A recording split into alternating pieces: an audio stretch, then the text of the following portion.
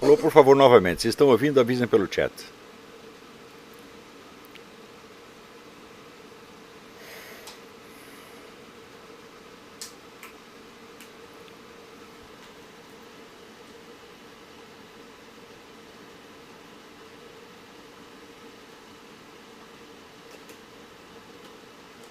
Sim, sim, sim, sim. Todo mundo ouvindo. Então vamos lá. Boa noite a todos, sejam bem-vindos. Ao longo dessas aulas eu tenho insistido que a raiz de todos os problemas do Brasil atual são resultado da destruição da alta cultura no país.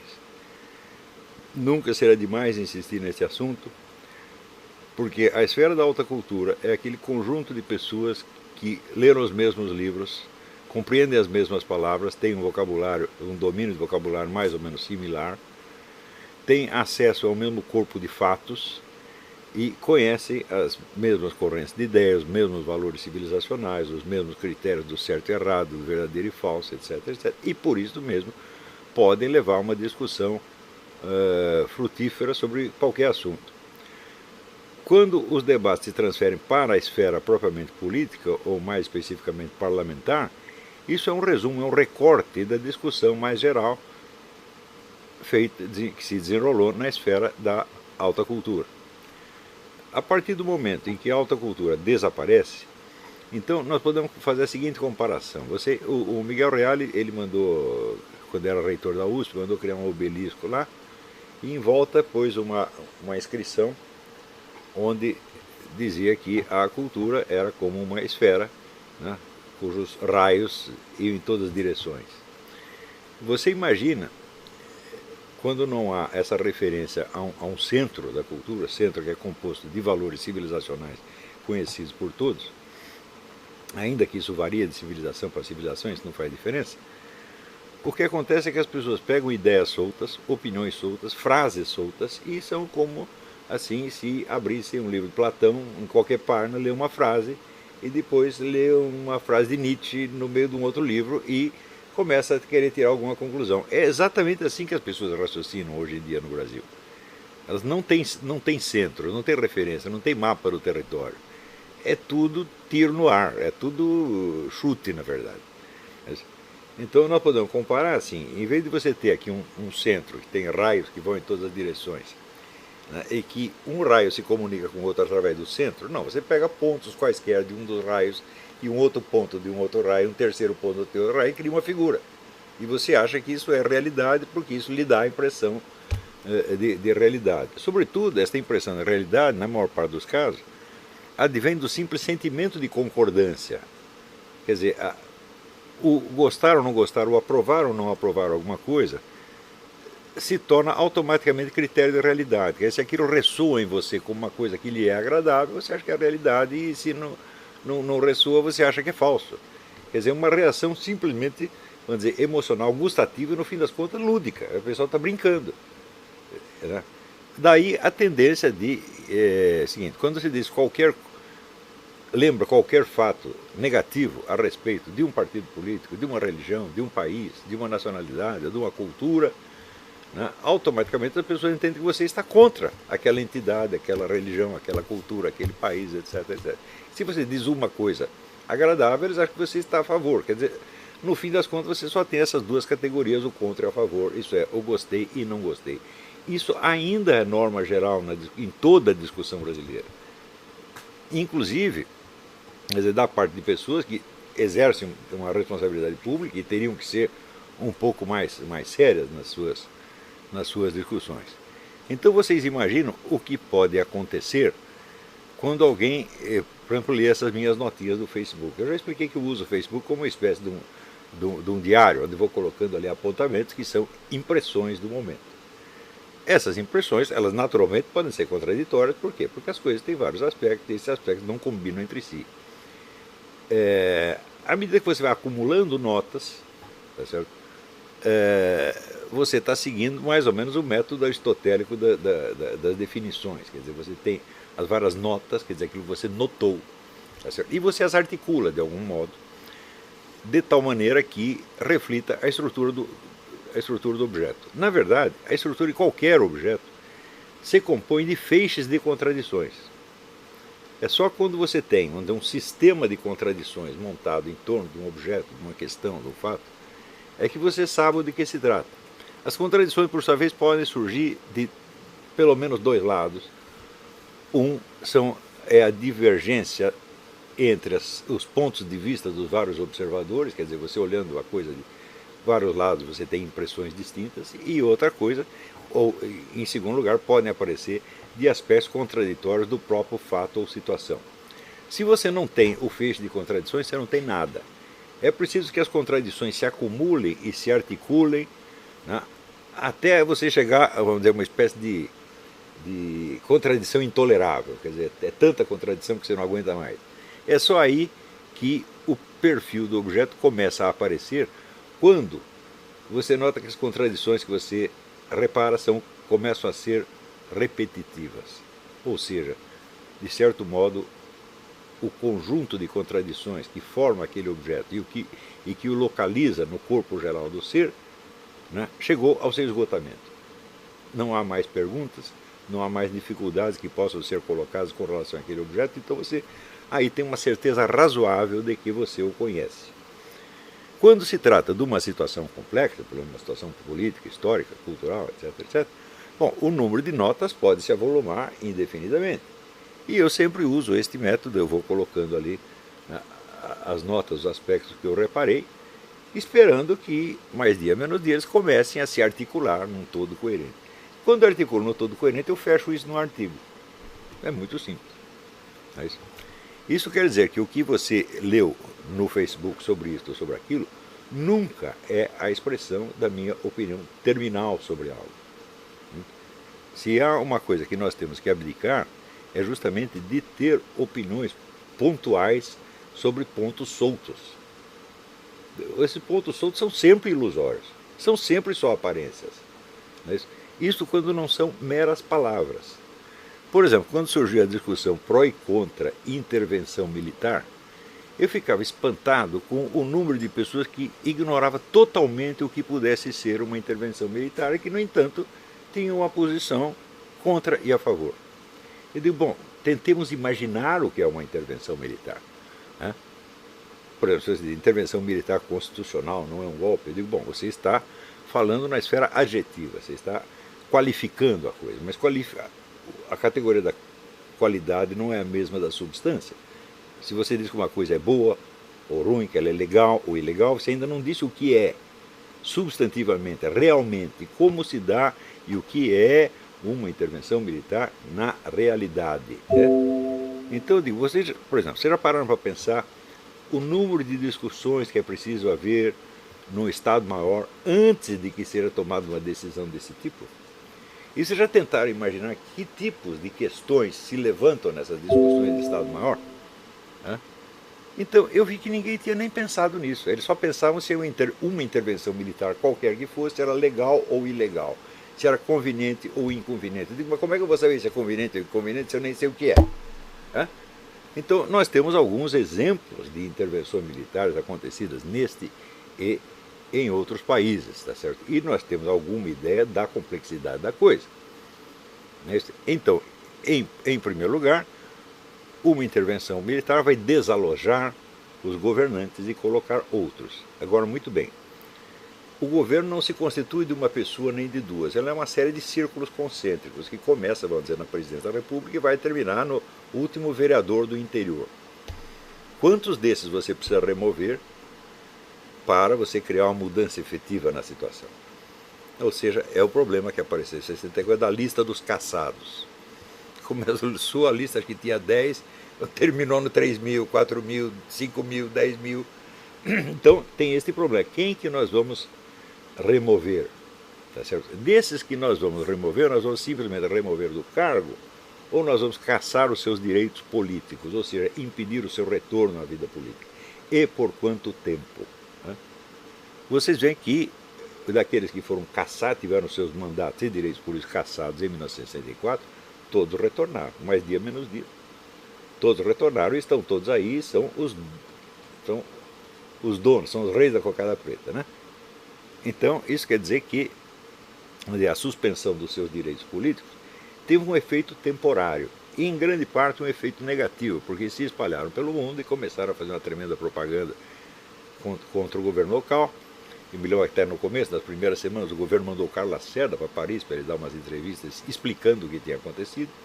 Ele se saiu muito bem naquele momento. Mas eu digo, mas, bom, se você pensar assim, quanto tempo durou depois o esforço do governo militar para se explicar para o mundo? Ele acabou ali mesmo. E a campanha contra ele continua aumentando, aumentando, aumentando. Em parte com uma divulgação de fatos reais e em 90% com lendas urbanas, evidentemente. Então, você imagina só este aspecto, o que nós vamos fazer na escala internacional se tomarmos o poder, mesmo que seja por uma semana. Vocês viram o que aconteceu em Honduras, que tiraram o presidente e no dia seguinte havia uma pressão internacional monstruosa. Tiveram que fazer novas eleições e nas eleições se elegeu um adepto do presidente anterior. Então, quer dizer, é como você diz, o golpe que não houve. O golpe foi neutralizado de alguma maneira. Então, eu penso assim, algum desses entusiastas ou inimigos da intervenção militar chegou a pensar no que ela é concretamente? Não. Bastou a palavra. Então, é esse famoso mecanismo brasileiro no qual você tem uma palavra e a palavra corresponde a uma emoção. O objeto a que a palavra deveria se referir não comparece de maneira alguma. É o efeito imediato, o efeito emotivo imediato da palavra. Então eles estão tomando posição a partir de meros símbolos verbais, aos quais não corresponde absolutamente nada. Não é isso? E pior, as pessoas tomam posição contra ou a favor dessas meras palavras e exigem que a gente também tome. Eu digo, meu filho, você é um gênio, você consegue tomar posição a favor ou contra de coisas que você não sabe o que é. Eu não consigo. Eu preciso saber o que é. Então o que eu faço? Eu vou ali meditando e anotando os vários aspectos que a coisa aparece. Esse que eu estou mencionando, por exemplo, as discussões no Estado-Maior, eu fiz ali uma lista de 12 itens que eu coloquei no Facebook faz tempo. Né? 12 questões que surgiriam naturalmente num Estado-Maior. Aliás, o pessoal sabe o que é Estado-Maior? Não, ninguém sabe o que é Estado-Maior. Estado-Maior é o corpo de oficiais que analisa os cenários possíveis e entrega para o comandante para, com base nele, ele tomar uma decisão. Ou seja, o Estado-Maior não decide nada, ele apenas especula possibilidades, certo? Com base, evidentemente, em dados, estatísticas, etc, etc.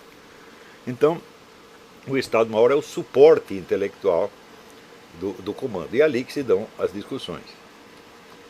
Eu já dei aula na Escola de Comando do Estado-Maior do Exército, dei várias, tá certo? E eu via que era um pessoal muitíssimo bem informado. Muito mais do que qualquer jornalista que eu conhecesse. Tá certo? E via também que ali dentro havia alguns antagonismos. Eu, por exemplo, um dia tive lá uma discussão, quase saindo no tapa, com um coronel que era irmão do Luiz Mercadante. Ele estava lá na Escola de Comando do Estado-Maior. Ele naturalmente não era simpático a mim, nem a nada que eu pudesse representar. Ele tinha boas informações sobre o estado de coisas, mas ele tinha lá as suas posições. Havia outras pessoas também com essas posições ali. Se você me perguntar, dos oficiais que ouviram você, quantos eram contra e quantos eram a favor? Eu não tenho a menor ideia. Porque eles não se pronunciavam, evidentemente. Né? Podiam fazer uma pergunta ou outra, mas nenhum ia levantar ali para fazer um discurso. Então, a maior parte das pessoas que estão falando de golpe militar nem sabe o que é Estado-Maior. Não é isso? Quanto mais ter uma ideia do que se discute ali. E, no entanto, essa discussão, a respeito do nada, a respeito de uma bolha de sabão, criou, assim, despertou as maiores emoções, positivas e negativas. Houve pessoas que choraram. Uma vez eu escrevi umas coisas mostrando que o golpe militar era inviável. Tem uma moça que chorou. Ela tinha apostado tanto naquilo. Né? Outras vezes você fala alguma coisa. Por exemplo, um dos dados da situação, que eu sempre levei em conta, é que, evidentemente, a situação de desordem jurídica, moral, social, etc., etc., tinha chegado a um tal ponto que, de fato, uma intervenção militar era a maneira mais rápida e fácil de resolver as coisas.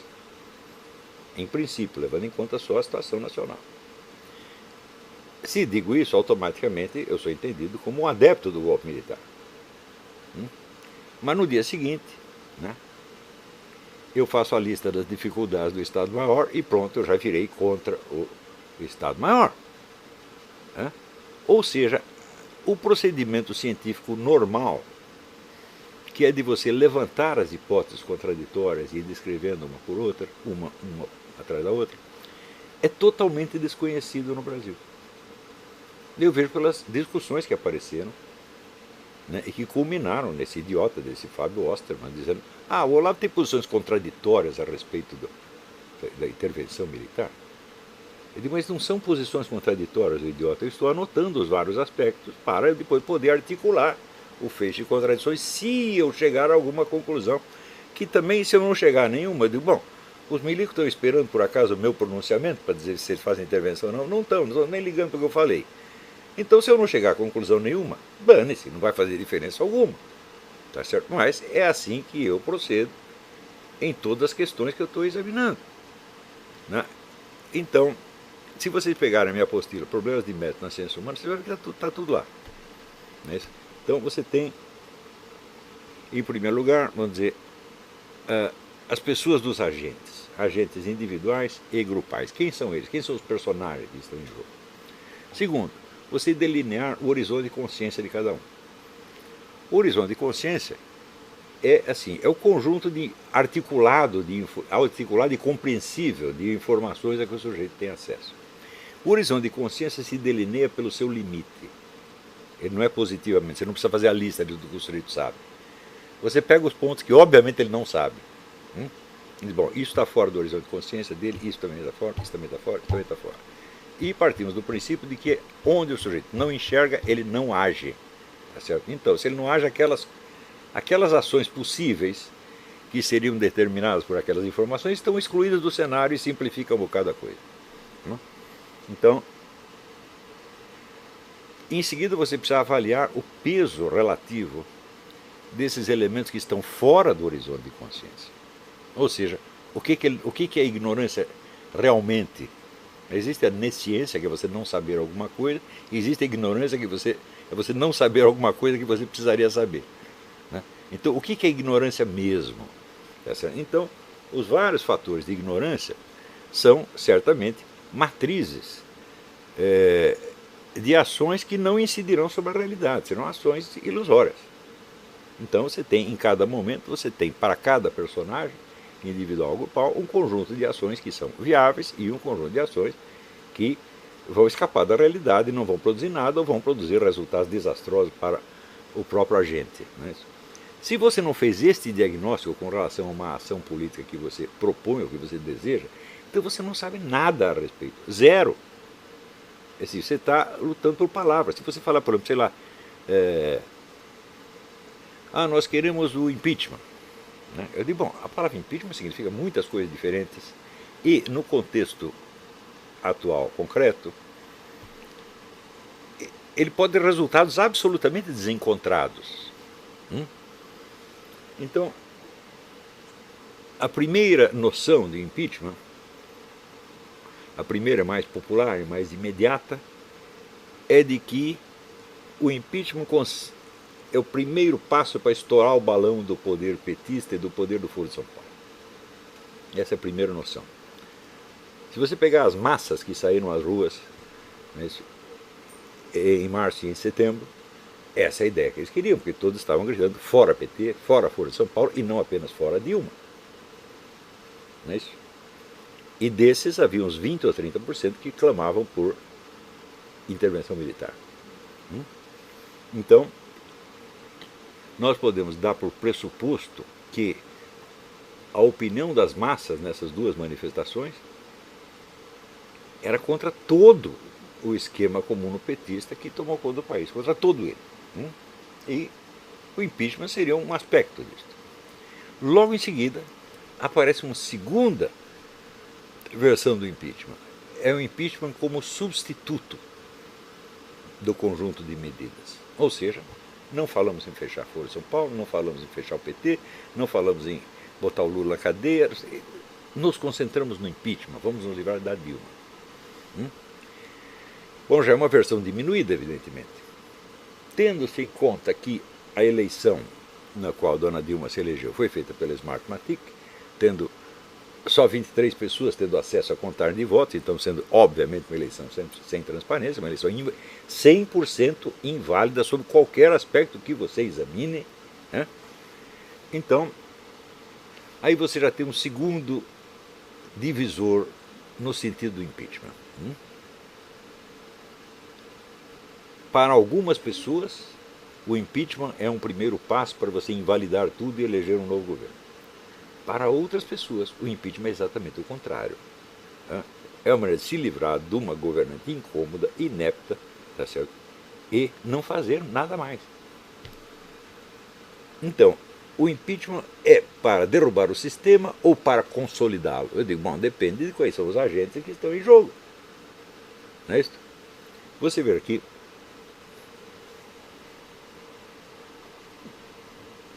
Quando surgiu a ideia de pedir impeachment, veio logo em seguida a ideia da tal da marcha para Brasília.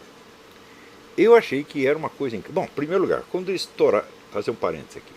Quando estouraram as manifestações de rua, eu já achei que aquilo era uma espécie de ejaculação precoce. De cara. Falei, bom, nós vamos ter que de algum modo ajudar. Eu não posso recusar a minha ajuda a isso aí, tá certo? Mas, que é uma ejaculação precoce, é. Por quê? Não completamos a restauração da alta cultura. Portanto, não temos uma liderança cultural. Portanto, não temos uma liderança política. Ponto. É muito simples, né? Primeiro você cria uma elite cultural, essa elite cultural trabalha durante muito tempo e daí aos poucos, com sorte, vão surgindo verdadeiros líderes políticos. Capazes, informados, certo? Capacitados para uma ação efetiva. Então, falando, não tem liderança, não tem nada, não tem nem mesmo liderança cultural ainda. Nós temos um projeto de liderança cultural que são vocês. Porque não há mais ninguém. Ninguém mais está tentando restaurar a alta cultura no Brasil. A não ser que seja o Renato Janine Ribeiro, né, e talvez a Realizações. Né, esses são os grandes renovadores da cultura brasileira. Tá certo? Mas, na verdade, só tem vocês, não tem mais ninguém. E, evidentemente, tem uma série de cursos e blogs etc., que apareceram em torno deste curso e que tem um efeito multiplicador. Tá certo?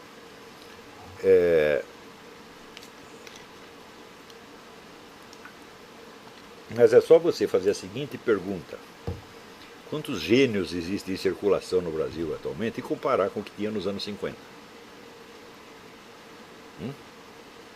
É uma coisa horrível, é horrível você ver isso aí, horrível, né? Sumiu tudo realmente, né? Então, não tendo a liderança, bom, pode ser um movimento caótico, mas não se pode prejulgar que um movimento caótico seja ineficaz, mesmo porque ele estava crescendo muito. E eu mesmo recomendei aos candidatos a líderes que não liderassem nada, mas que simplesmente seguissem a massa. Por quê? Se você não tinha líderes conscientes e preparados, você tinha uma massa consciente e preparada. Uma massa que estava entendendo tudo o que estava acontecendo. Isso é que eu achei o fenômeno mais extraordinário de todos os tempos. Você via qualquer Zé Mané da rua, entendia qual era a ligação, por exemplo, entre a roubalheira e o Foro de São Paulo, a roubalheira e o processo revolucionário, a roubalheira e o bolivarianismo. Todo mundo entendia isso. Estava claro para todo mundo. Embora a mídia jamais falasse dessas coisas, nem na mídia nem no parlamento se falava. É pior, ninguém nas Forças Armadas falava. Eu não vi um general sair para falar do Foro de São Paulo. No máximo falavam de corrupção, sem nem entrar em muitos detalhes. É corrupção genérica, como se fosse uma condenação geral à sociedade brasileira. É uma sociedade corrupta. Isso foi o máximo que os generais falaram, o máximo que os parlamentares falaram. Depois de levar muito chacoalhão, alguns senadores, os deputados começaram até a falar um pouquinho de Foro de São Paulo. Mas é claro que se você tira o Foro de São Paulo da jogada, você não entende o que está acontecendo. Por quê? Uma roubalheira de tão larga escala não pode ser para enriquecer 2 ou 3 Zé Mané. Realmente não é possível. Tem uma coisa muito maior por trás disso. Pior ainda, existe um terceiro fator do qual ninguém fala, que é o suporte internacional mundial dado ao Foro de São Paulo e a esses governos corruptos. É ONU, é George Soros, é Rockefeller, é Obama. Né? Esse é um aspecto que nem eu mesmo analisei isso direito. Né? Mas que, evidentemente, está presente e tem de ser levado em conta. Então, Eu achei que aquilo era uma ejaculação precoce, mas não podia apostar que ia dar errado, nem que ia dar certo. Falei, então o que a gente faz? A gente ajuda, sem ter ilusão de onde a coisa vai, sem emitir diagnósticos deprimentes para não tirar o entusiasmo dos caras, mas também sem se entusiasmar muito. É isso. Quando a gente viu aquela massa de gente na rua e viu as pesquisas que davam assim, 93% da população contra o governo, e dos 7 restantes, 6 achando que o governo é apenas regular, estão reduzindo o apoio a 1%, falei, bom, o que nós temos na mão é uma revolução. Quer dizer, a massa não aceita mais as autoridades. O nível de desrespeito às autoridades chegou assim, ao supra-sumo naquele negócio dos estádios, o pessoal xingando a Dilma. É um fenômeno inédito na história do mundo, isso nunca aconteceu. Um governante pode ser vaiado. Xingado dessa maneira nunca aconteceu. E xingado por massa popular mesmo. Então, bom, nós estamos com a Revolução Brasileira na mão, quer dizer, o povo contra o estamento burocrático, como diria o Raimundo Fauro, né? E daí aparecem as mentes iluminadas e dizem, bom, nós vamos fazer uma marcha para Brasília para pedir o impeachment. Com isso você faz o quê? Você transfere o protagonismo da situação da massa para a classe política. Classe política que a massa rejeitava e achincalhava. Não deixava um político nem subir no palanque. Você, até o Bolsonaro foi rejeitado, até o Bolsonaro. Não, você é deputado? Não, não queremos. Eles não tinham nada pessoalmente contra o Bolsonaro, mas é o fato de ser deputado. Não queremos deputado, não queremos senador, não queremos governador, não queremos PSDB, não queremos político nenhum. Então, você está passando o protagonismo do movimento justamente àqueles que o movimento rejeitou. Evidentemente já era um tiro no pé. Segundo, você não reúne 2 milhões de pessoas na rua para dizer, espera aí que eu vou até Brasília e já volto. Você não faz isso. Isso aí também é um fato inédito na história do mundo. Quer dizer, os autonomeados líderes da manifestação, que não eram líderes de coisa nenhuma, ninguém jamais tinha ouvido falar deles, apareceram no palanque pela primeira vez ali. Se você perguntar como se disseminou a palavra de ordem da manifestação, se disseminou por internet, por 1001 canais que ninguém podia controlar. Não é isso?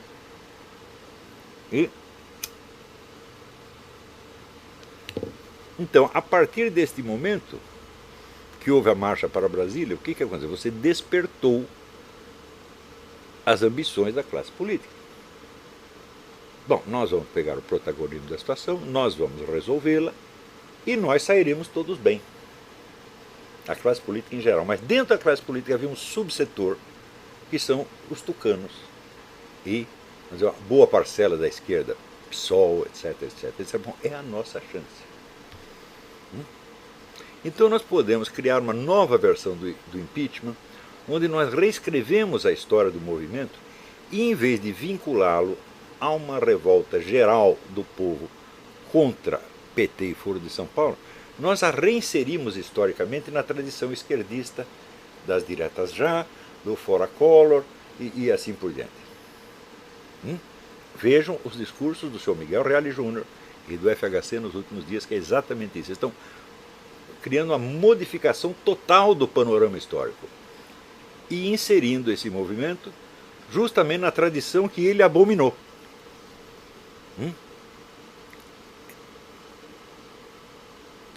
Então, se nós pegarmos os agentes que criaram essa situação, como por exemplo o senhor Fábio Osterman e outros, não vou nem falar de Kim, né? Esqueça isso é mosquito, né? Eu no começo pedi para que não falassem mal do Kim, embora ele estivesse errado, defendi o rapaz, né? Mas assim, é caridade, eu estou fazendo apenas isso, né? E no Brasil está assim, você dá uma esmola para o sujeito, ele já acha que ele é o seu doutor. Então eu dei lá uma esmolinha para o Kim, ele começou a achar que era importante. Nós vamos esquecer o Kim. Vamos concentrar em pessoas que têm um pouco mais de autoridade, de poder, como o chefe do MBL, esse Fábio Osterman. Este homem está capacitado para fazer uma análise política? Obviamente não. Porque é só você ouvir os discursos do Miguel Reale, do Hélio Bicudo e do FHC, e você vê, quer dizer, que você colocar o movimento numa outra retaguarda histórica que é contrária à dele, é evidentemente você usurpá-lo e colocá-lo a serviço dos inimigos. Não tem a menor dúvida disso aí. Quer dizer, como é que um sujeito não percebe isso? Como é que ele acha que, nós nos aliando ao Hélio Bicudo, nós vamos ganhar publicidade? Sim, você vai ganhar publicidade para o Hélio Bicudo. Ou você acha que amanhã ou depois, graças ao Hélio Bicudo, vai aparecer todo mundo na rua com cartaz Fábio Osterman tem razão? É? Ninguém vai nem saber que é Fábio Osterman, meu Deus do céu. É? Então, a incapacidade de fazer uma análise simples da situação, né, e de você perceber que por cima e por trás do movimento popular houve uma manobra para inverter o seu sentido histórico. Se você não é capaz de perceber, você não é capaz de perceber nada. Mas da onde vêm essas coisas? São as pessoas que saem para estudar no exterior e voltam com os titulinhos e todo mundo acha que você sabe alguma coisa.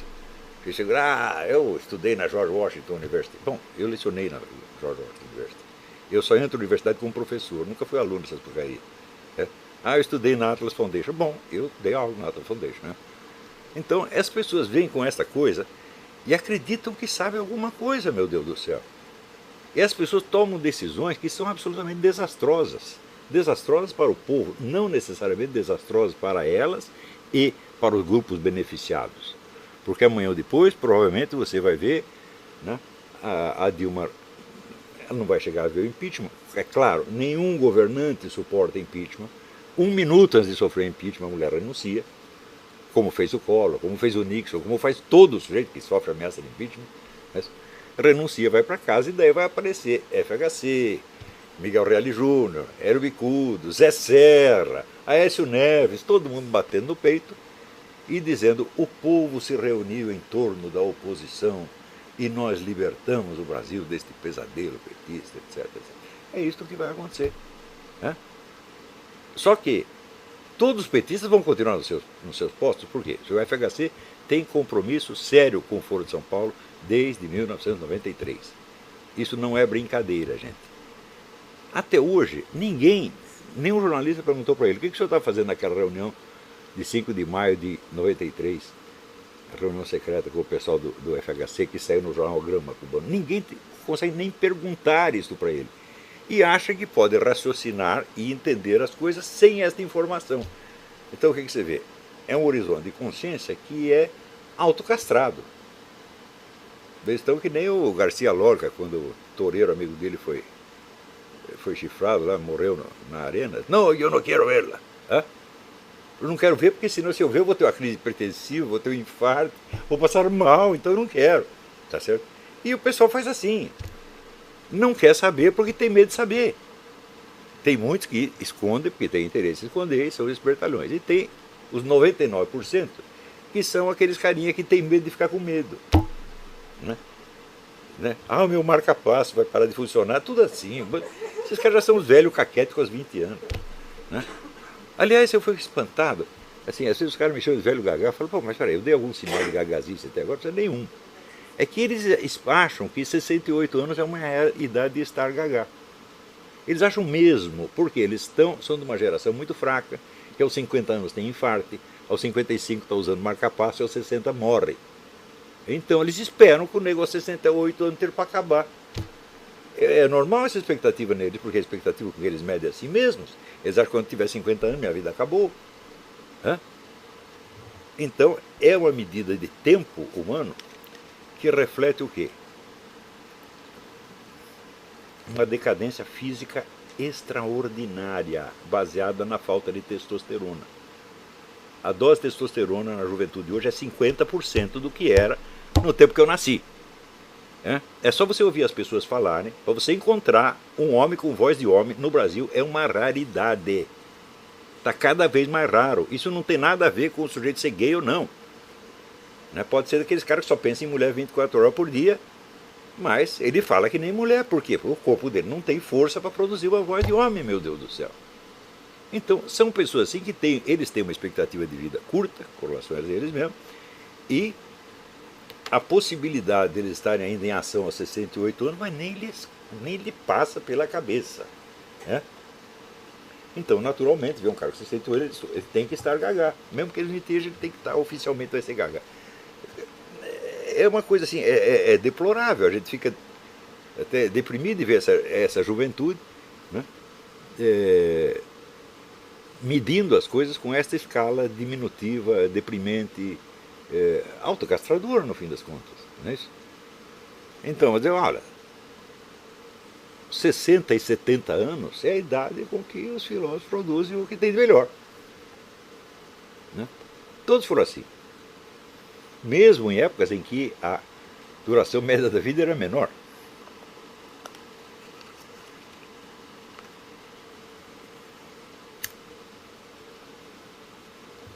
Então, daí eu pergunto assim, pessoas que têm, até mesmo com relação à vida biológica, têm uma expectativa diminuída e falsa, no fim das contas, e que não percebem que essa expectativa diminuída e falsa é porque eles tomam a si mesmos como réguas e eles são diminuídos e falsos.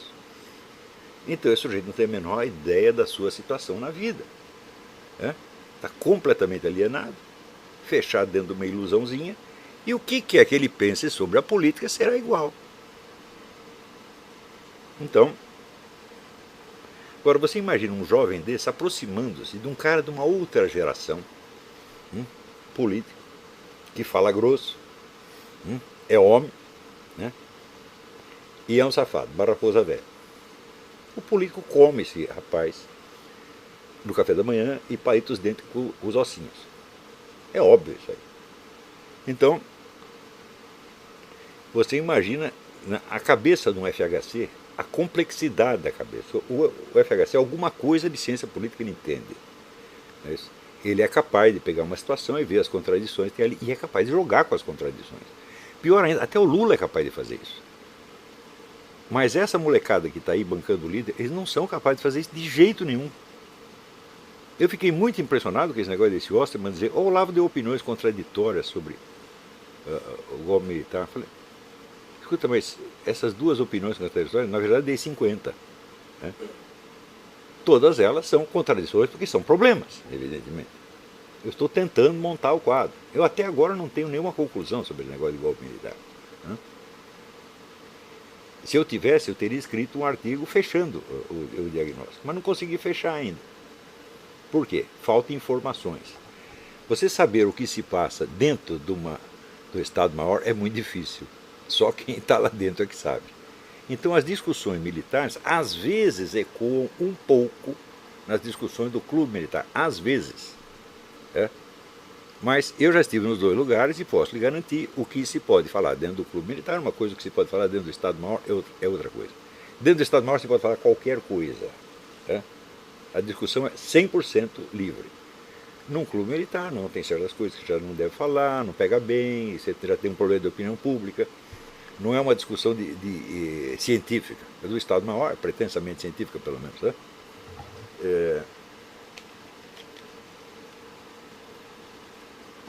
Nós estamos nas mãos de pessoas que não são capazes de articular um problema, meu Deus do céu. E isso aí é regra geral. Mas eles estão lidando com outras pessoas de outra geração que essas sim sabem articular um problema e sabem o que fazer. Então eu penso, se eu fosse um tucano, o que eu faria diante dessas movimentações populares? Eu chego lá, quero subir no palanque, os caras não me deixam, cospem na minha cara e me mandam embora. E eu digo, pô, eu vou sofrer tudo isso por causa dessa Dilma? Não, de jeito nenhum, nós temos que nos livrar dela e livrar o nosso. Como fazer isso? Não podemos manipular as massas. Mas existem pessoas que foram apontadas pela mídia como líderes da manifestação ex post facto. Você vai dizer, por exemplo, que a massa saiu às ruas convocada pelo Fábio Osterman ou pelo Kim Kataguiri? Não. Elas nem sabem quem as convocou. A palavra de ordem se espalhou na internet, foi uma coisa de louco, muito rapidamente. A pessoa mais popular que havia ali era o Lobão. O Lobão gritava, vem pra rua, todo mundo ia. Então o único sujeito que poderia posar como líder se quisesse seria o Lobão. Fui eu que convoquei. Foi a minha voz que chegou neles. Os outros não, os ilustres desconhecidos. Eu também não posso ser apontado como líder, porque eu não gritei vem pra rua, eu só me limitei a observar e falar, se precisar de alguma coisa, eu dou uma forcinha aí, de longe. E além disso, disputar a liderança dessas coisas seria um absurdo para mim, porque política é uma atividade que você deve iniciar aos 20 ou aos 30 anos, aos 40 no máximo. Não é isso? Já existiu o caso de pessoas que começaram a carreira política aos 40 anos, mas depois dos 40, ninguém. Absolutamente ninguém. Então, para mim não está na hora. Eu já estou fora disso aí faz tempo. Mas, uma coisa que me chamou a atenção é o seguinte: naquelas passeatas havia milhares de pessoas com cartaz Olavo tem razão. Então, bom, se tem alguma pessoa que funcionou como símbolo, não como líder, mas como símbolo da manifestação, fui eu. Não é isso? Não tinha mais ninguém. Não tinha ninguém nem com o cartaz do Lobão. Muito bem o cartaz de Fábio Osterman, nem Kim. Só tinha uma figura, que era eu. Deu muito bem. Daí você vê, a mídia vai entrevistar quem? Este? Não. Pega um cara chamado Kim, o outro, pessoas insignificantes, e faz deles os líderes. Foi a mídia que fez isso. A população não os conhecia, se tornaram conhecidos depois do movimento, graças à mídia. Foi um efeito circular. Não é isso? Então, prepara esses meninos para que eles sejam comidos pela elite tucana. E eles foram comidos.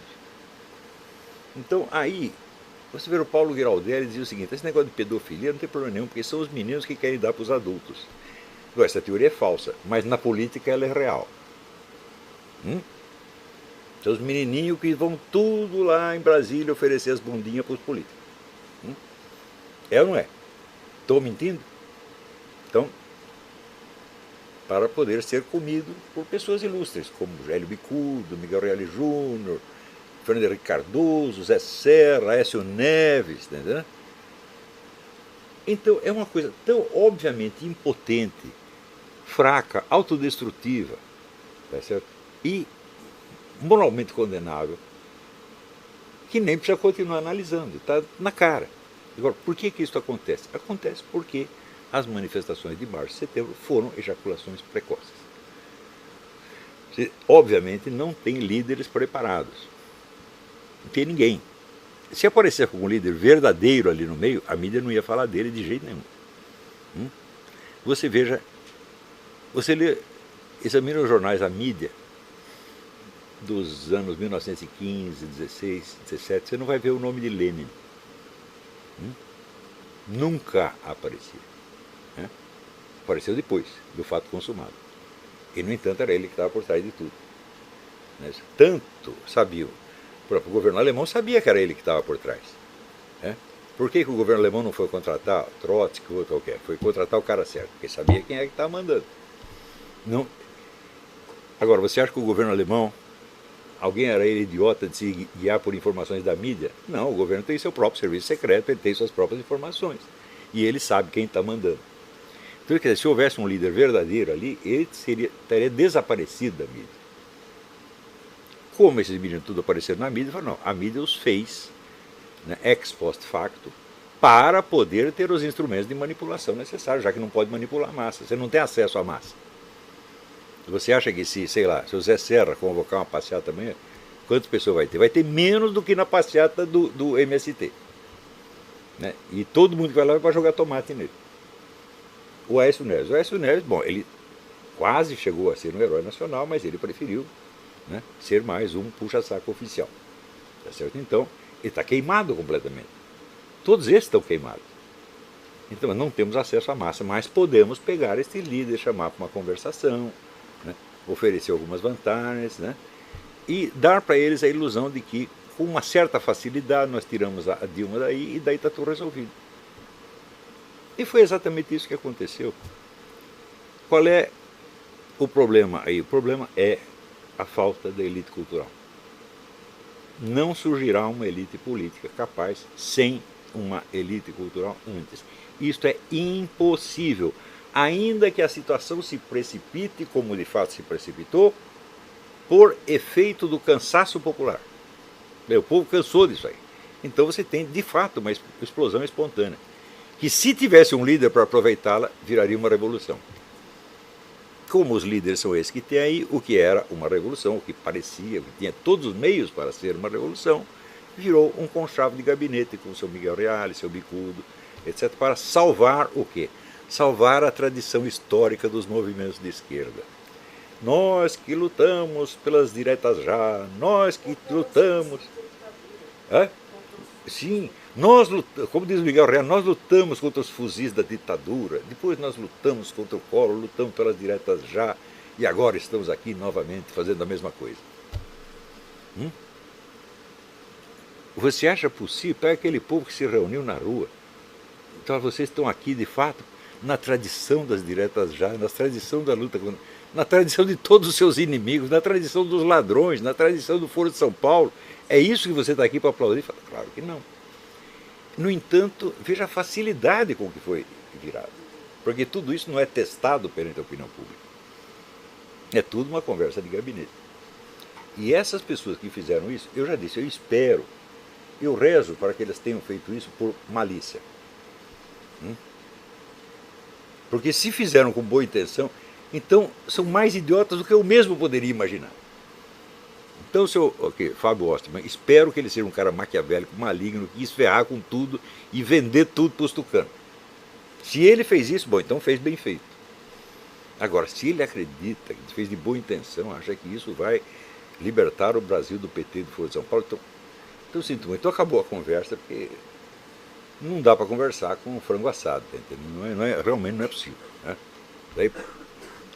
Então, gente, eu digo isto para ressalvar pela milésima vez a responsabilidade que vocês têm.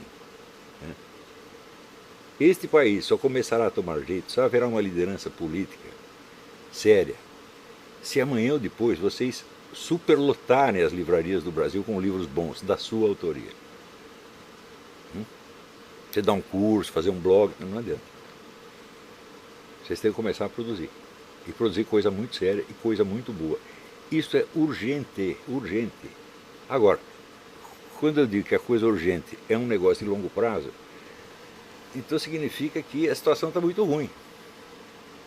Não é só, precisa arrumar um tratamento já, mas o tratamento vai levar 3 anos para chegar. Então, essa é a situação. Então, enquanto isso, você vai ter que fazer uma coisa importantíssima que se chama sobreviver. Aí você tem que ser como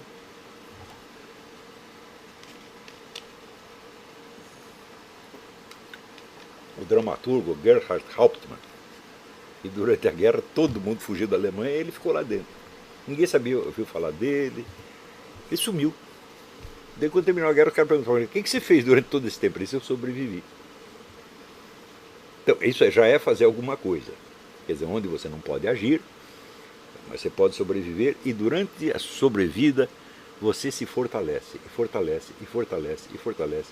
Sobretudo se fortalece preparando-se para enfrentar o pior com um sorriso nos lábios. Eu digo, vamos supor que vier amanhã um bando de petistas, eu não vou levar você para o pelotão de fuzilamento. Eu diria, é um prazer, meu filho. Quer dizer, eu aceito isso aí. Eu não tenho nenhum medo da morte, zero de medo da morte, zero, zero, zero, zero, zero. Se eu ainda tivesse medo da morte com 68 anos, eu seria um idiota. Você pode ter medo da morte aos 12 anos, 13 anos. Não é quando você tem uma vida inteira para viver. Eu tenho uma vida inteira para morrer. Não é isso? Então, você tem que estar preparado para isso. É o negócio dos Founding Fathers. Você tem que sacrificar sua vida, seus bens, sua liberdade e sua honra. Ah, honra não. Os caras vão me xingar, pô. Vão rir da minha cara. Tá bom, mas vocês não riem da minha. E qual é o problema? Eu também rio da deles. Isso não dói. Às vezes eu fico consternado por ver assim, a burrice e a baixeza dessa pessoa. Mas que isso realmente me ofende, me magoa, eu falo, não. Me magoa se a Roxane falar essas coisas de mim, se o Pedro falar essas coisas de mim, daí sim. Mas esses caras, pelo amor de Deus, pô. O que vai se esperar deles? Isso não tem nada a ver com a ideologia política. A burrice e a ignorância não é monopólio da esquerda.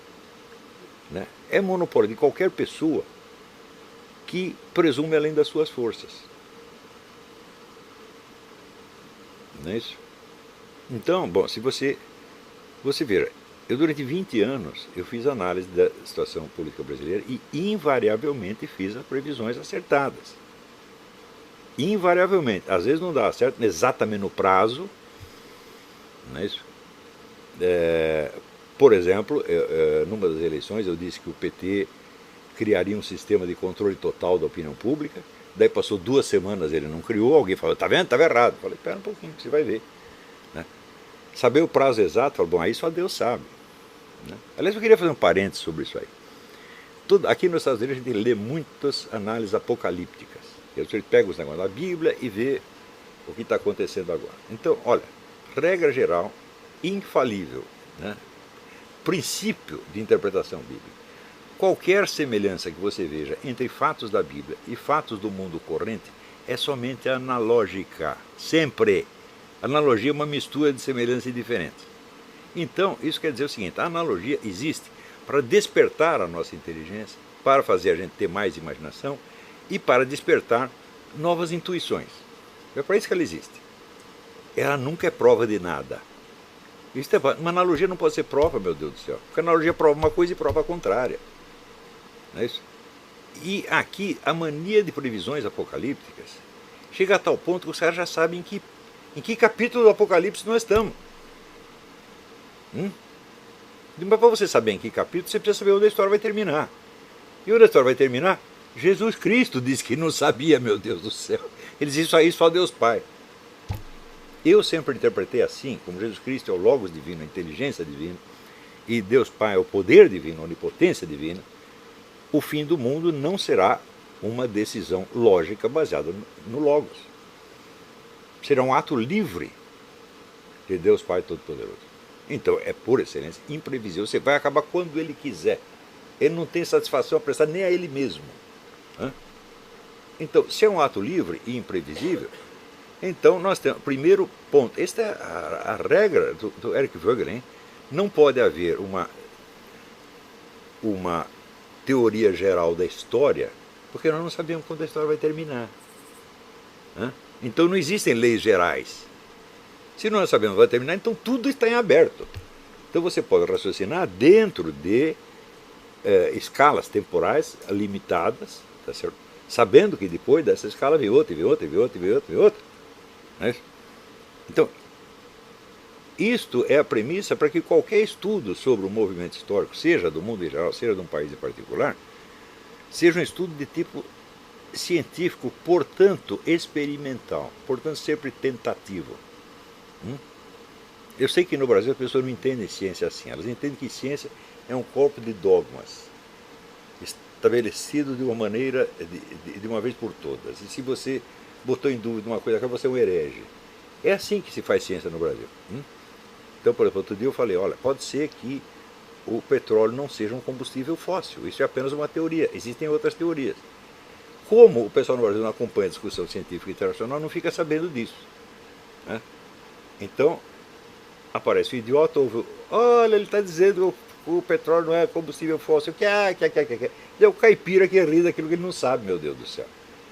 Teoria da evolução. Eu digo, vocês já pararam para pensar o volume de livros que se publicam a favor e contra a teoria da evolução? Isso é inabarcável.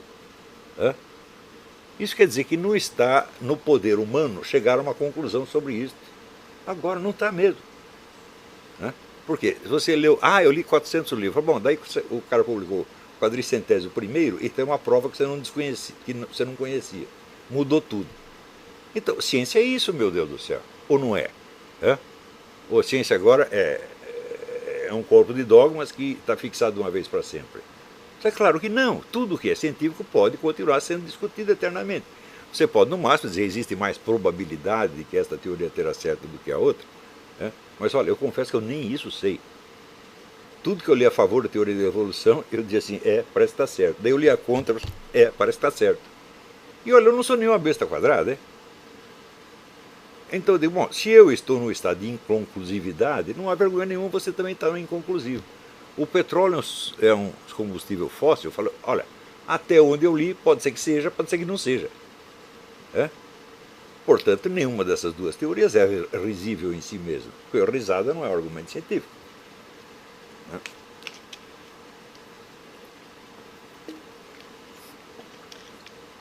E assim por diante.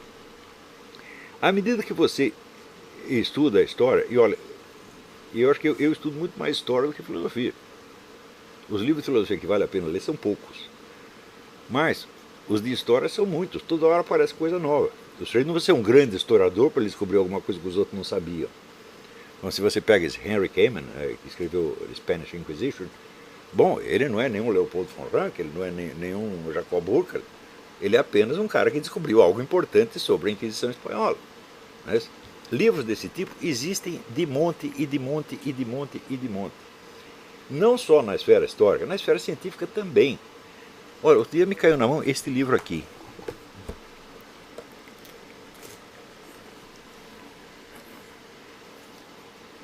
A Teoria Lunar Esquecida de Newton. Então, o cara descobriu todo um aspecto das investigações de Newton que ninguém conhecia, nunca ninguém tinha ouvido falar. E, no entanto, estava tudo lá nos escritos de Newton. Ele fez tudo sobre o ano lunar. Coisas como essa aparecem a toda hora. Sem contar aquelas que não apareceram agora, mas que você só ficou sabendo agora. Eu sempre soube, por exemplo, que tinha havido uma vasta campanha de difamação anticatólica e, sobretudo, anti-inquisição desde o tempo da Reforma. Eu sempre soube disso. Mas esses últimos dias, por causa de uma discussão que surgiu no Facebook, eu falei, vou ler mais coisas sobre isso, vamos nos informar. Daí eu caí de costas e descobri que a campanha tinha sido imensamente maior do que eu imaginava. Maior e mais contínua. E toda ela feita de lendas urbanas. Né? E eu acho que não tem uma pessoa no universo, pelo menos no mundo ocidental, que não tenha visto no cinema máquinas de tortura usadas pela Inquisição. Né? Todos os historiadores que entraram no assunto dizem que essas máquinas nunca existiram. Mas só os historiadores dizem. O cinema continua mostrando as máquinas. O pastor protestante da esquina continua falando das máquinas. Né? Eu digo, bom, isto aí é um fator histórico tão relevante, mas tão relevante, que praticamente esse anticatolicismo ele foi a espinha dorsal da cultura americana no século XIX. Era o único ponto que havia em comum entre todas as igrejas protestantes. Elas não concordavam em nada, só tinha esse ponto. Então, este era o centro unificador. E era uma força política tão extraordinária que chegou a haver processos, já no começo do século XX, para fechar a Igreja Católica nos Estados Unidos, porque ela apresentava um risco iminente para o regime democrático. Que risco? É um risco inexistente, mas, tal como aparecia na lenda urbana, não é isso? O Papa não fazia outra coisa senão conspirar contra a democracia americana, contra a qual ele não fez nada, zero, zero, zero, zero, zero. Pior, por exemplo, tem este livro aqui. Isso foi o que mais me espantou. Anticatolicismo na ficção americana do século XIX. A literatura de ficção americana foi inundada por esses mitos da Inquisição, né, o mito de que a Igreja Católica foi fundada por Constantino e assim por coisas desse tipo. Isso penetrou tão fundo, mas tão fundo, que chegou a afetar grandes escritores ingleses e americanos, grandes. Henry James caiu nessa. Né? Anthony Trollope caiu nessa. Né? William Dean Howells, que é um dos maiores escritores americanos de todos os tempos, caiu nessa. Né? E, na Inglaterra, Benjamin Disraeli. Benjamin Disraeli era um judeu simpático à Igreja Católica, escreveu muita coisa a favor da Igreja Católica. Daí ele tem uma discussão com o cardeal Manning a respeito da Irlanda, que o cardeal era a favor da independência da Irlanda, ele virou 180 graus e escreveu um dos romances mais anticatólicos de todos os tempos, que fez um sucesso mundial. Você imagina o cara que foi o primeiro-ministro da Inglaterra, escreve um romance, todo mundo vai ler, mesmo que o romance não seja bom. Era bom, na verdade, Disraeli é um excelente escritor. Então, você imagina o prestígio que essa coisa adquiriu. Olha, está aí o Disraeli, Henry James, Anthony Trollope, os maiores. Quando você vai ver, toda esta coisa era baseada num único livro de um historiador que desconhecia a língua latina, nunca leu nada dos primeiros padres da igreja, nada, nada, que por sua vez só se baseava em literatura protestante. Você veja a força da lenda urbana, que começa em 1500 e pouco e prossegue até agora. Então eu digo, nunca houve uma campanha de difamação deste tamanho. A contribuição dos iluministas a isso foi pouca, porque na verdade, por exemplo, os mitos que os iluministas criaram não chegaram aos Estados Unidos, ficou só na França. Os mitos criados pelo adotados pelo anticatolicismo americano são todos de raiz protestante. Os comunistas depois não inventaram uma campanha desse tamanho contra a Igreja Católica. Nunca. Então esta foi a maior campanha de difamação de todos os tempos, modelo de todas que se seguiram. Isso quer dizer que o protestantismo é falso? Claro que não. Só quer dizer que os líderes protestantes não prestam. O que não impede que eles tenham razão nesse ponto, naquele. Então, isso não é uma discussão teológica, evidentemente. Eu não estou discutindo as suas teorias, eu estou discutindo a sua conduta política. Então, coisas desse tipo, evidentemente, não precisa nem dizer que isso é interpretado automaticamente como uma guerra antiprotestante. Quer dizer, os caras movem uma guerra publicitária de 4 séculos, e daí, pelo simples fato que eu digo que isso aconteceu, sou eu que estou movendo a guerra. Bom, aí a inversão já vira delírio completo.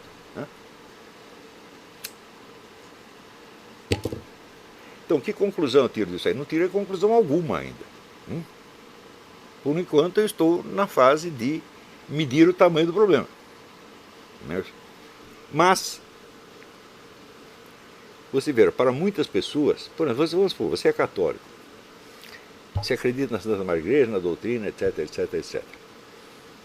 Você já parou para pensar, e se tudo isso for falso? E se a Igreja Católica estivesse 100% enganada? Se você nunca pensou nessa hipótese, você não pode ter certeza de que a Igreja está certa. Se não há confrontação com a dúvida, a sua fé não vale absolutamente nada. Tá certo? Você, de fato, se você é apenas uma criancinha e a sua alminha precisa ser cuidada para você não ter a tentação e tal, então nós vamos preservar você de todas as objeções. Assim como você mantém o garoto na ilusão de que existe Papai Noel, tá certo? Então os ensinamentos da igreja vêm junto com isso. Eu lembro na minha cabeça tudo isso, quando eu tinha 6, 7 anos, tudo isso na minha cabeça estava sintetizado, era uma coisa só: Papai Noel, Jesus Cristo, a Igreja Católica. Mas se você já é uma pessoa adulta, então quanto vale a sua fé? Quando você vai ver a história dos santos, a história da igreja, veja, toda a doutrina católica durante 10 séculos foi feita no confronto com objeções. Ninguém chegou aqui, vamos formular a doutrina católica. Não, essa ideia apareceu só no tempo dos escolásticos, na verdade, século XII. Antes, era só resposta às objeções, a resposta às dúvidas. Então, isso quer dizer que toda a literatura patrística e boa parte da escolástica é discussão com ateus, com inimigos da fé, com gente ligada à religião antiga. Eles não tinham medo de nada disso. Agora, mas isso o Santo Ambrósio, eu não vou me meter com esses heréticos, senão eles vão botar dúvida na minha cabeça, eu vou ficar atrapalhado. Que nada, ele ia lá, lia tudo isso, falou, não, vamos examinar seriamente qual é o problema.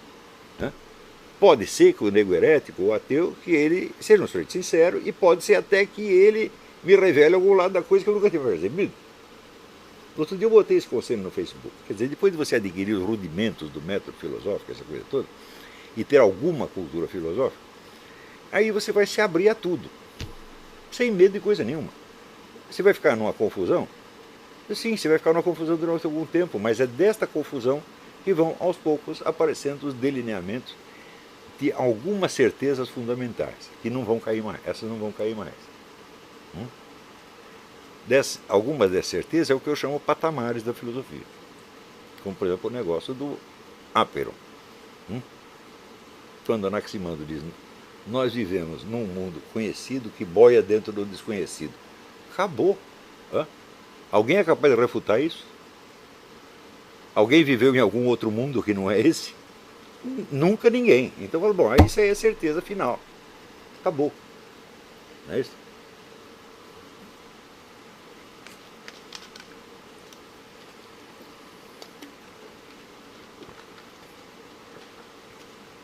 E, às vezes, algumas conclusões filosóficas a que você chega individualmente também se assentam como pontos falando que não são mais derrubáveis, são chamados apodícticos. Apo quer dizer não e deixis quer dizer destruir. Então é indestrutível. Eu acho, pessoalmente, que um desses pontos é o que eu chamo de intuicionismo radical. O que é intuição? É percepção de uma presença. Né? Percepção imediata. Que é imediata? Que não tem intermediário. Né? Você dizer que as suas percepções sensíveis, percepções visuais, têm um intermediário que é o seu olho, como diria Kant, é não dizer nada. Ah, eu vejo através do meu olho. Né? Não, eu não vejo através do meu olho, é ele mesmo que está vendo. Né? Então, o olho é parte de mim, assim como a mão é parte de mim. Né? Então, a intuição é a percepção imediata de algo que está presente. Né? Pode estar presente fisicamente, como essa mesa está presente, né? Como essas pessoas aqui estão presentes. Pode ser algo que está presente na sua mente, sob a forma de um estado de ânimo. Por exemplo, você percebe que você está triste. Tem que ter algum intermediário, alguém tem que vir te informar que você está triste? Você precisa fazer um raciocínio para perceber que está triste? Não. Então, a percepção do sentimento, da emoção, é imediata também. E pode ser a percepção do seu próprio pensamento. O famoso penso logo existo, do Descartes é isso. É uma intuição imediata que você tem do seu próprio pensamento. Não precisa um terceiro pensamento para mediá-lo. Claro, quando você expressa em palavras, aí você criou uma mediação. Mas essa certeza que você tem de que você existe enquanto você está pensando, bom, é uma certeza imediata, sem sombra de dúvida. Né? Conclusões que ele tira daí podem ser duvidosas, mas que isso é uma intuição certíssima, é. E pode ser a intuição de uma relação entre pensamentos que você pensou. Quando você faz um silogismo e você percebe a identidade entre a premissa e a consequência, como é que você percebe isso? Através de um outro pensamento? Não, essa percepção é imediata. Então, resultado, todo e qualquer conhecimento é intuitivo ou não é conhecimento de maneira alguma, é apenas a criação do esquema de pensamento. Esquema de pensamento que ele, em primeiro lugar, ele precisa ser intuído ele mesmo. Em segundo lugar, precisa ver se ele serve como grade ou como lente para, através dele, você perceber alguma coisa. Porque também tem isso, o nosso pensamento é necessariamente dialético. Não sei se vocês já perceberam. Você já consegue crer numa coisa sem você imaginar a coisa contrária? Ninguém consegue. Né? Se você nem imagina a coisa contrária, em que sentido faz crer? Você diz, Deus é bom. Não lhe passa pela cabeça a hipótese de que Deus é mau? Então você não sabe o que é ser bom, meu Deus do céu. Então você, num momento, você faz, vamos dizer, a hipótese gnóstica, o Deus maligno, né? o gênio mau que falava Descartes. Isso tem que passar pela sua cabeça para você poder dizer Deus é bom. Não é isso? Então a mente humana, quando pensa uma ideia, ela sempre pensa a contrária.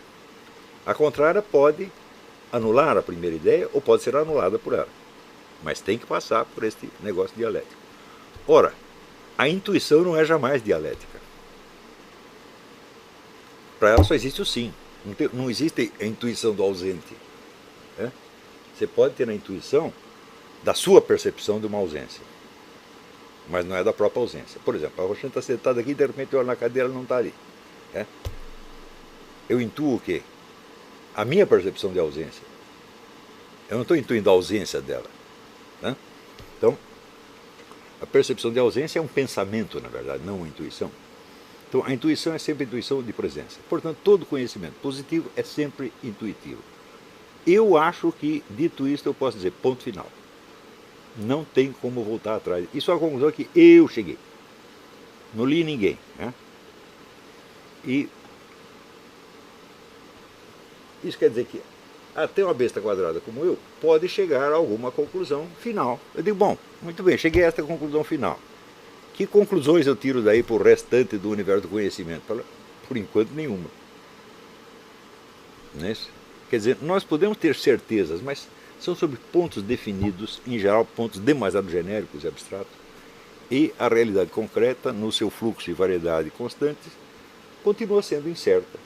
E o conhecimento dela vai requerer sempre a mesma paciência, as mesmas contradições, a mesma confusão interior, etc, etc. Acontece que, na cultura brasileira, como a sociedade brasileira é feita de pessoas frágeis, não é de hoje que é assim. Né? Você no Brasil você não tem a tradição do self-made man, que nos Estados Unidos está acabando também. Leia o livro do David Riesman, A Multidão Solitária, você vai ver que o self-made man é coisa de uma outra época. Durou até os anos 50, daí acabou. virou o organization man, o homem que precisa estar dentro do emprego, com regulamentos, etc. Ele é apoiado em todo um aparato. Então é o contrário do self-made man, né? É o homem feito pelos outros, o homem feito pelo cargo. Mas no Brasil o self-made man nunca existiu. Quando existia um, era assim, um tipo como os bandeirantes, por exemplo, os coronéis do sertão. Era um cara fortão e mal pra caramba, que dominava todo mundo e todo mundo se encolhia perto dele. Então, o povo não era constituído de self-made men. A população brasileira no século XIX era metade constituída de escravos. Né? E esses escravos, quando veio a libertação, eles ainda levaram 30 ou 40 anos para começar a ter um empreguinho. Então vivemos sempre esmagados, sempre no fundo da sociedade e, evidentemente, com medo e com incerteza. Né? Então, este medo e esta incerteza ainda estão no coração do brasileiro. Não por culpa dele, é para as circunstâncias históricas que fizeram dele assim, fizeram dele isso aí, tá certo? Então, essas pessoas inseguras, elas só tem dois jeitos de vencerem a insegurança. Né? É começar a fazer aquelas coisas mesmo das quais elas têm medo, para vencer o medo, uma por uma. Eu fiz isso desde moleque. Se eu tinha medo de um treco, eu falava, é lá mesmo que eu vou me meter, por quê? Porque eu não quero mais continuar com medo, eu quero vencer o medo.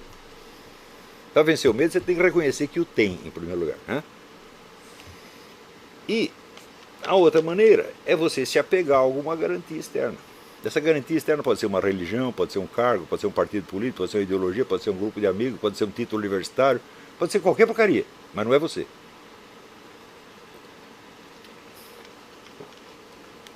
E justamente por causa disso, as crenças a que o sujeito adere no começo da vida são muletas psicológicas.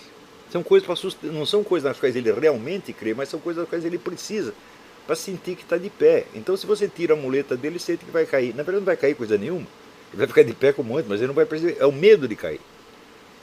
Então, isso quer dizer que as pessoas se apegam desesperadamente a coisas nas quais, no fundo, elas não acreditam de jeito nenhum, das quais apenas elas precisam para manter a sua segurança psicológica. Por isso que toda discussão fica muito difícil. E isto vai continuar assim enquanto você não tiver uma verdadeira discussão de elite intelectual para dar exemplo para as outras pessoas. Exemplo de uma multidão de pessoas que não tem medo dos fatos contraditórios, não tem medo da dificuldade, tá certo?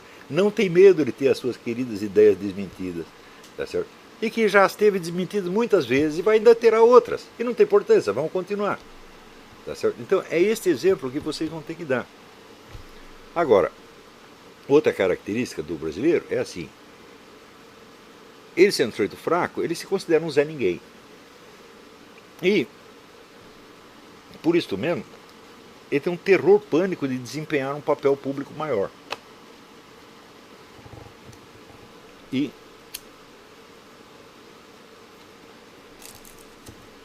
quando tenta desempenhar é através, vamos dizer, de um cargo, de uma posição oficial nas sociedades, aqui lhe dá sustentação. Ora, a intelectualidade é feita de indivíduos isolados que, sem nenhuma base em partido, em igreja, em panelinha, vai, mostra as caras e diz o que está vendo. Né? As famosas impressões autênticas de que falava o Saul Bellow. O primeiro intelectual, no sentido moderno, foi Dante Alighieri. Quem era Dante Alighieri? Era um Zé Mané qualquer, só que era um gênio da língua italiana. E escreveu um longo poema no qual ele botava no inferno meia dúzia de papas, não sei quantos príncipes, esculhambava com todo mundo, ele sozinho. E exerceu mais influência do que todos esses. Então esta força, né, isso que se chama majestas veritatis, né, é a majestade da verdade. O que você está falando é simplesmente verdade, não interessa quem é ele. Né, e ele se impõe pela majestas veritatis. É isto que você vê quando você lê os grandes clássicos da literatura. O pessoal, quando lê Tolstói, eu não sei quem foi que falou, mas lê Tolstói dizia, é como se a própria vida falasse. Então não é a autoridade do Tolstói, é a autoridade da vida, da verdade mesmo, que transparece. Mesmo que Tolstói tivesse 1000 ideias erradas, não tem problema, quando ele contava as coisas, era como se a própria vida falasse. E o que nós fazemos tem que ser assim, tem que ter autoridade da verdade que passa através de nós. Ela pode passar de uma maneira imperfeita, não tem importância. Mas enquanto não for restaurada esta majestade da verdade no Brasil, também não haverá majestade da moralidade, da honestidade, da santidade, nem coisa nenhuma. A falta de grandeza moral no Brasil de hoje é uma coisa assustadora. Assustadora. Você só vê mesquinharia, só vê baixaria, só vê picuinha. De um país de 200 milhões de habitantes, meu Deus do céu! O que é isto, porra? E quando aparece, vamos dizer, o próprio povo, porque você vê a imagem da nação através das classes falantes. Então, eu não estou querendo dizer que na massa popular não existem santos e heróis. Claro que existe, só que você não os conhece. Você só vê o que? As classes falantes. E nessa aí você só vê mesquinharia, mentira, fingimento, teatrinho. Há um ponto que às vezes eu penso em desistir da nacionalidade brasileira. Eu falo, não, eu não quero ser isso. Então, não desisti ainda, né? Mas que dá vontade, dá. E acho que muita gente sente isso. E você não quer aparecer perante o mundo com este carimbo em você. E você é daquela nação de ladrõezinhos, mentirosinhos, né? Fingidos. O que é isto? Cadê os seus heróis? Cadê os seus santos? Né? Cadê os seus gênios? Não tem. Né? Então, isso tudo acabou por quê? Só a alta cultura que gera isso. Então, entender a sua missão. Vou fazer um intervalo, daqui a pouco nós voltemos.